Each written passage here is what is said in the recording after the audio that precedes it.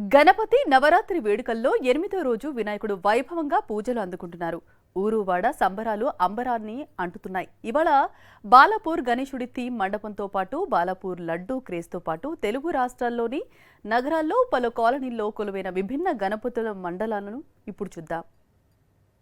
ఎన్టీఆర్ జిల్లా నందిగామలో వినాయక విగ్రహాన్ని 3,10,00,000 విలువైన కరెన్సీ నోట్లతో అలంకరించారు. స్థానిక వాసవి మార్కెట్ గణపతి మండపంలో ఏర్పాటు చేసిన ఈ వినాయకుడిని కమిటీ 43వ వార్షికోత్సవ ఉత్సవాల సందర్భంగా ఈ అలంకరణ చేసినట్లు నిర్వాహకులు తెలిపారు. ప్రతి ఏటా 2,50,00,000 రూపాయలతో స్వామివారిని అలంకరణ చేసేవారని వారు వివరించారు. ఈ కరెన్సీ వినాయకుడిని దర్శించుకునేందుకు భక్తులు క్యూ కట్టారు. విజయవాడలో గణపతి నవరాత్రులు సందడిగా సాగుతున్నాయి. ఏ వీధిలో చూసినా వివిధ రూపాల్లో కొలువైన వినాయకులు దర్శనమిస్తున్నారు. విజయవాడ 1 టౌన్ పరిధి బ్రాహ్మణ వీధిలోని జమ్మితోటి దగ్గర అద్దాలతో ఏర్పాటు చేసిన వెరైటీ వినాయకుడు అందరినీ ఆకట్టుకుంటున్నాడు. శ్రీ బాలగణపతి సేవా సమితి ఆధ్వర్యంలో ఏర్పాటు చేసిన అద్దాలతో రూపొందించిన వినాయకుడిని చూసేందుకు పెద్ద సంఖ్యలో భక్తులు తరలివస్తున్నారు. రంగురంగుల కాంతుల మధ్య అద్దాల్లో మెరిసిపోతున్నాడు.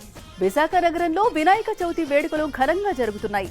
నవరాత్రుల 9వ రోజులు ప్రత్యేక పూజలు, అన్నదాన కార్యక్రమాలను నిర్వాహకులు నిర్వహిస్తున్నారు. విశాఖ సౌత్ నియోజకవర్గం జ్ఞానాపురంలో ఏర్పాటు చేసిన శివ గణపతి విగ్రహం భక్తులను ఎంతగానో ఆకట్టుకుంటుంది. జ్ఞానాపురంలో జరిగే వినాయక వేడుకలు కులాలకు మతాలకు అతీతంగా జరుగుతాయని స్థానికులు తెలిపారు. గత 5 సంవత్సరాలుగా వీటికి కావాల్సిన ఖర్చులన్నీ కూడా మా కుటుంబ తరపు నుంచి కూడా ఎప్పుడు మేమే సమకూర్చుతాం. అలాగే ఈ పండగ అనేది ఏంటంటే జ్ఞానాపురం అనేది కుల మతాలకి అతీతంగా ఉంటుంది.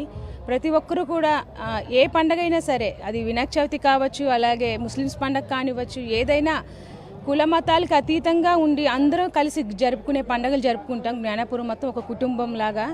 హైదరాబాద్లోని హిమాయత్ నగర్లో ప్రత్యేకంగా ఏర్పాటు చేసిన వినాయక మండపం ఆకర్షిస్తోంది. ఒక గుహలో 12 జ్యోతిర్లింగాలను ఏర్పాటు చేసి అన్ని దర్శించుకున్న అనంతరం వినాయకుడిని దర్శించుకునేలా సెట్ను ఏర్పాటు చేశారు. ఈ మండప తయారీకి 3 నెలల సమయం పట్టిందని నిర్వాహకులు చెబుతున్నారు. ఈ జ్యోతిర్లింగాల వినాయకుడిని దర్శించుకునేందుకు భక్తులు సుదూర ప్రాంతాల నుంచి సైతం వస్తున్నారని తెలిపారు. దీనిపై మరింత సమాచారాన్ని మా ప్రతినిధి సుష్మిత అందిస్తారు. హిమాయత్ నగర్లో ఒక వినూత్న రీతిలో గణేష్ విగ్రహాన్ని ఏర్పాటు చేశారు. సో మనం చూస్తున్నాం, ప్రస్తుతం అదే స్పాట్ వద్ద ఉన్నాము. మొత్తంగా 12 జ్యోతిర్లింగాలు ఒక కేవ్లో ఉంచినట్టుగా కూడా ఏర్పాటు చేశారు. సో మనం చూస్తున్నాం కదా, అందులో 12 జ్యోతిర్లింగాలు ఏదైతే ఏర్పాటు చేసారో అందులో ఒక జ్యోతిర్లింగాన్ని చూస్తూ ఉన్నాము. సో ఎవరైనా ఇక్కడికి భక్తులు వస్తే ఖచ్చితంగా 12 జ్యోతిర్లింగాలను దర్శించుకొని లాస్ట్గా కూడా వినాయకుడిని దర్శించుకునే విధంగా ఏర్పాటు చేశారు. చాలా వినూత్నంగా ఎంతోమంది ఆసక్తిగా కూడా వచ్చి ఇక్కడ చూస్తున్న పరిస్థితులు అయితే మనం చూస్తున్నాము. సో మొత్తంగా కూడా చూసుకుంటే ఒక గుహలో ఉన్న విధంగా కూడా ఇక్కడ ఒక కేవ్ని ఏర్పాటు చేశారు. ఆ కేవ్లో అందరూ కూడా వచ్చే భక్తులంతా కూడా 12 జ్యోతిర్లింగాలను కూడా దర్శించుకోవచ్చు. ఆ 12 జ్యోతిర్లింగాలను సో మొత్తంగా అన్ని మనం ఒకే చోట దర్శించుకునే విధంగా ఇక్కడ ఏర్పాటు చేసిన పరిస్థితులు అయితే కనిపిస్తున్నాయి. సో చాలామంది కూడా దాదాపు ఉదయం నుంచి రాత్రి అంటే తెల్లవారుజామున 4 గంటల వరకు కూడా ఇక్కడ అందరూ వచ్చి దర్శించుకునే విధంగా ఇక్కడ ఏర్పాటు చేసిన పరిస్థితులు అయితే కనిపిస్తున్నాయి. సో మొత్తంగా కూడా మనం చూసుకుంటే చాలా వరకు వివిధ భిన్న రూపాల్లో గణేశుడు మనకు దర్శనం ఇస్తూ ఉంటారు. చాలా వినూత్న రీతిలో చాలామంది కూడా ఏర్పాటు చేసిన విజువల్స్ మనం చూస్తున్నాము. అయితే అందులో ఒకటే హిమాయత్ నగర్లో ఇక్కడ ఏర్పాటు చేసిన దృశ్యాలు కూడా మనం చూస్తున్నాము. చాలా వరకు కూడా చూసుకుంటే మొత్తంగా కేవ్స్, ఈ కేవ్లో అంతా కూడా అందరూ ఒక్కసారిగా ఒక్కొక్క స్టెప్ బై స్టెప్ ఒక్కొక్క జ్యోతిర్లింగం కానీ, కాశీ విశ్వనాథుడు కానీ ఇలా ప్రతి ఒక్కరిని కూడా దర్శించుకునే విధంగా ఏర్పాటు చేశారు. సో అందరూ కూడా ఇది చూసేందుకు కూడా చాలా ఆసక్తిగా ఇక్కడికి వస్తున్నట్టు కూడా ఇక్కడ నిర్వాహకులు చెప్తూ ఉన్నారు. త్రిబుల్-ఆర్ యూత్ అసోసియేషన్ అనేవారు కూడా ఇక్కడ ఏర్పాటు చేశామని కూడా చెప్తున్నారు. త్రిబుల్-ఆర్ యూత్ అసోసియేషన్ ప్రతి ఏడాది కూడా ఇక్కడ వినూత్న రీతిలో మేము ఏర్పాటు చేస్తూ ఉంటామని కూడా చెప్తున్నారు. సో మొత్తంగా మనం చూస్తే ఫైనల్గా వినాయకుడిని దర్శించుకోవచ్చు. ఈ వినాయకుడు కూడా పూర్తిగా శివుడు కానీ బ్యాక్ డ్రాప్ ఇలా ప్రత్యేకంగా కూడా ఏర్పాటు చేసిన పరిస్థితి అయితే కనిపిస్తుంది. సో మనతో పాటు రోహిత్ రుద్రాంగి గారు ఉన్నారు, త్రిబుల్-ఆర్ యూత్ అసోసియేషన్ ముఖ్యంగా నిర్వాహకులు కూడా చెప్తున్నారు. అసలు మాట్లాడించే ప్రయత్నం చేద్దాం. సో చాలా వినూత్నంగా ఉందండి. ఎలా వచ్చింది మీకు ఈ ఆలోచన? యాక్చువల్లీ ఏం లేదు మేడం, ఇది ఆలోచన అనేది ఏంటంటే మేము గ్రూప్లో 100 మెంబర్స్ ఉన్నాం మేడం. ఆ గ్రూపే మొత్తం మెయిన్ ఉంది మాకు. అయితే ఈ 3 మంత్స్ బిఫోరే మేము స్టార్ట్ చేసినాం. యాక్చువల్లీ ప్లాన్ అనేది 3 మంత్స్ బిఫోరే స్టార్ట్ చేసినాం. మేము ఫస్ట్ మీటింగ్లోనే అనుకున్నాము అయితే ఇది చేద్దామని. ఇది జ్యోతిర్లింగాలు పెట్టాలనేది జ్యోతిర్లింగాలు పెట్టాలనేది ఫస్ట్ మీటింగ్లోనే మేము అనుకొని దాని తర్వాత సెట్ చేసి మేము జ్యోతిర్లింగాలు పెడదాం అనుకున్నాం మేడం. ఎవ్రీ ఇయర్ అంటే ఇలా వినూత్నంగా పెడుతూ ఉంటారండి? ఎవ్రీ ఇయర్ ఉంటుంది మేడం. మేము సుమారు 10 years నుంచి పెడుతున్నాము. చూస్తున్నాం కదా, మొత్తంగా చాలా సుదూర ప్రాంతాలకు వెళ్ళి జ్యోతిర్లింగాలను చూసాల్సిన అవసరం ఉంటుంది. సో అదంతా లేకుండా హైదరాబాద్లోని హిమాయత్ నగర్లో ఈ విధంగా జ్యోతిర్లింగాలు అందరూ వచ్చి చూసే విధంగా, అంటే చిన్నపిల్లలు కానీ పెద్దవారు ప్రతి ఒక్కరూ దర్శించుకునే విధంగా 12 జ్యోతిర్లింగాలను ఏర్పాటు చేశామని కూడా చెప్తున్నారు. దాదాపు ఈ సెట్ని అంతా ఏర్పాటు చేయడానికి 3 నెలల సమయం పట్టిందని కూడా చెప్తూ ఉన్నారు నిర్వాహకులు. కెమెరామెన్ రంగనాయకులతో సుష్మిత, సాక్షి టీవీ, హైదరాబాద్.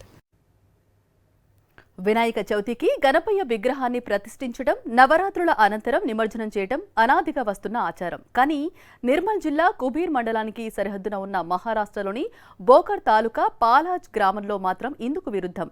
1948లో ప్రతిష్ఠించిన కర్ర గణేశుడిని 11 రోజుల పాటు భక్తి శ్రద్ధలతో పూజించటం, అనంతరం భద్రపరిచి తర్వాత వచ్చే వినాయక చవితికి మళ్లీ ప్రతిష్ఠించడం ఆనవాయితీగా వస్తోంది. ఈ వినాయకుడిని దర్శించుకోవటానికి అటు తెలంగాణ, ఇటు మహారాష్ట్ర నుంచి భక్తులు తరలివస్తుంటారు.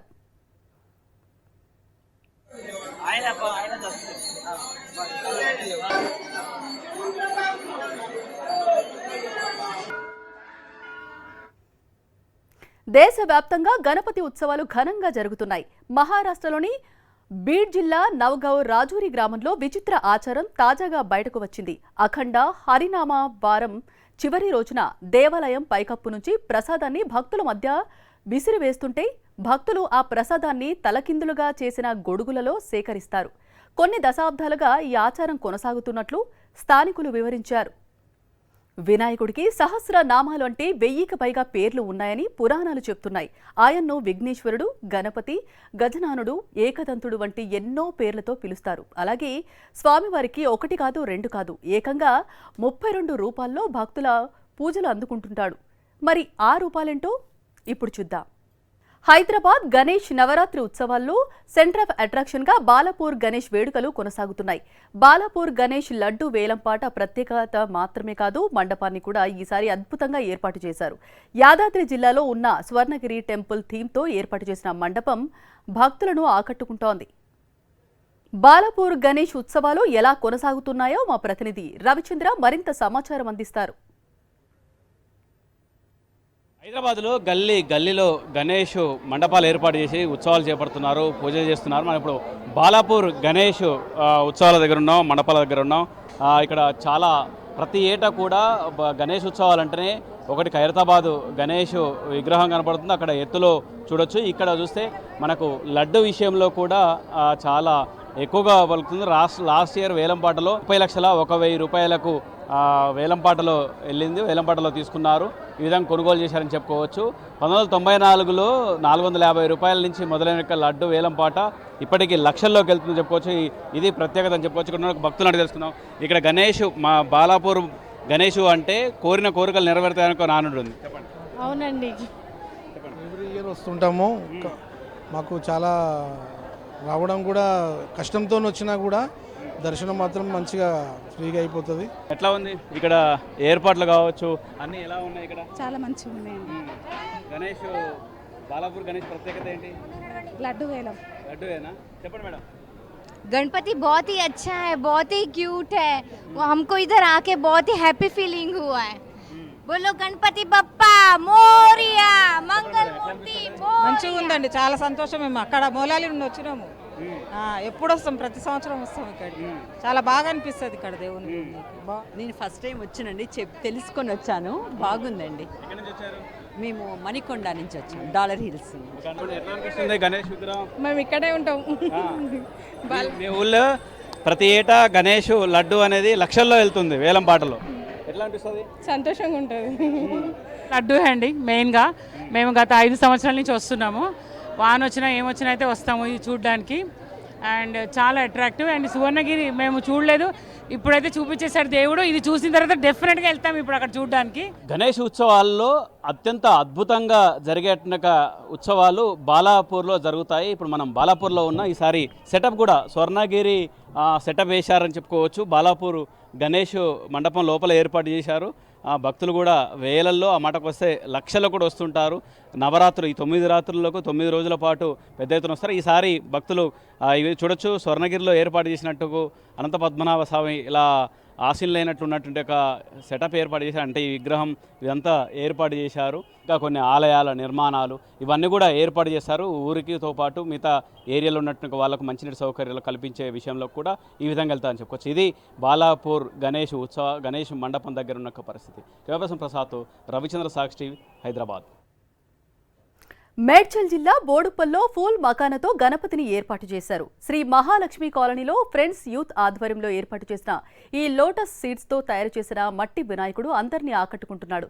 9 ఫీట్ల ఎత్తుతో ఉన్న ఈ వినాయకుడిని 10 కేజీల మకానతో 20 రోజుల పాటు శ్రమించి తయారు చేసినట్లు నిర్వాహకులు వివరించారు. పార్వతీపురం మన్యం జిల్లా కురుపాన్లో ఘనంగా వినాయక చవితి ఉత్సవాలు జరుగుతున్నాయి. కళింగ వైశ్య సంఘం ఆధ్వర్యంలో వరసిద్ధి గణనాథుడికి 108 రకాల పిండి వంటలతో ప్రసాదాలు నైవేద్యముగా నివేదించారు భక్తులు.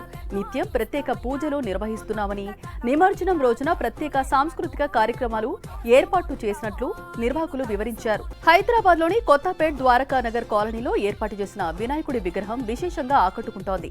స్వయంగా వినాయకుడు భూమి మీదకు వచ్చి ఆశీర్వదిస్తున్నాడా అన్నట్టుగా కళ్లు మూసి తెరిచే విధంగా విగ్రహాన్ని ఏర్పాటు చేశారు భగత్ సింగ్ యూత్ అసోసియేషన్ నిర్వాహకులు. ఈ వినాయకుడిని దర్శించుకునేందుకు పెద్ద ఎత్తున భక్తులు తరలివస్తున్నారు. దేశవ్యాప్తంగా గణేష్ ఉత్సవాలు అంగరంగ వైభవంగా ఎంతో ఘనంగా జరుగుతున్నాయి.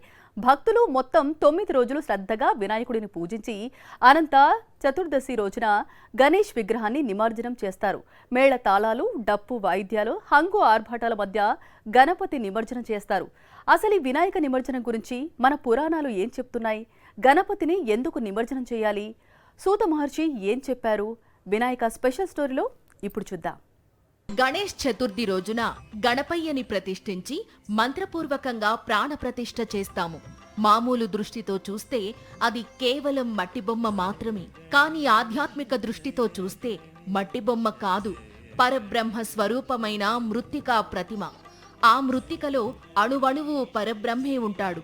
అంతటి పవిత్రమైన మృత్తికను మనం మంత్రపూర్వకంగా పూజించిన తరువాత ఆ విగ్రహాన్ని నిమజ్జనం చేయకుండా వదిలేయడం దోషం. అందుకే లయం చెయ్యాలి. ఇక్కడ లయం చేయటం అంటే ఆత్మను విశ్వాత్మతో ఐక్యం చేయడం అని, అంటే అణువును బ్రహ్మాండంలో లీనం చేయడమని అర్థం. ఇంకా చెప్పాలంటే ఎక్కడ నుంచైతే వచ్చిందో అక్కడికే చేరుకోవడం అన్నమాట. దానినే సృష్టి స్థితి లయల చక్ర భ్రమణంగా భావిస్తాం. ఇదే పరబ్రహ్మ తత్వం కూడా. పరబ్రహ్మ యొక్క ప్రతిరూపంగా భావించే మట్టి గణపతిని పరబ్రహ్మ స్థూల రూపంగా భావించే భూమిలో ఐక్యం చేయడానికి గణపతి విగ్రహాన్ని సముద్రం లేదా నది లేదా చెరువునందు నిమజ్జనం చేస్తే ఆ నీటిలో చేరిన విగ్రహం కరిగి పరబ్రహ్మ యొక్క స్వరూపమైన మట్టిలో కలిసిపోతుంది. అందుకే పూజ అనంతరం వినాయకుణ్ణి నిమజ్జనం చేయాలని పూర్వీకులు చెప్పడమే కాదు, ఆచరించారు. ఇప్పటికీ మనం కూడా అదే ఆచరిస్తున్నాం. ఇదే విషయాన్ని సూత మహర్షి కూడా చెప్పారు. గణపతి పూజలో సమర్పించే ప్రతి పత్రిలో ఔషధ గుణాలు ఉంటాయి. పైగా అవన్నీ భూదేవి ప్రసాదించినవే కాబట్టి నిమజ్జనం చేయడం ద్వారా వాటిని కూడా పరబ్రహ్మకి సమర్పించి అంజలి ఘటిస్తారు. దీన్నే సర్వం ఈశ్వరార్పణం అంటారు. ఈ విషయాన్ని సూత మహర్షి మునీంద్రులకు వివరించారని పురాణాలు చెప్తున్నాయి. శాస్త్రీయంగా కూడా ఔషధ గుణాలున్న ముక్కలు, పళ్ళు, పూలు నీళ్లలో నిమజ్జనం చేస్తే నీరు స్వచ్ఛమవుతుందని శాస్త్రవేత్తలు కూడా చెబుతున్నారు. అందుకే 100 ఏళ్లుగా ఈ నిమజ్జనం కొనసాగుతూ వస్తోంది. ఇది పండుగ వేళ కార్యక్రమం. నమస్తే.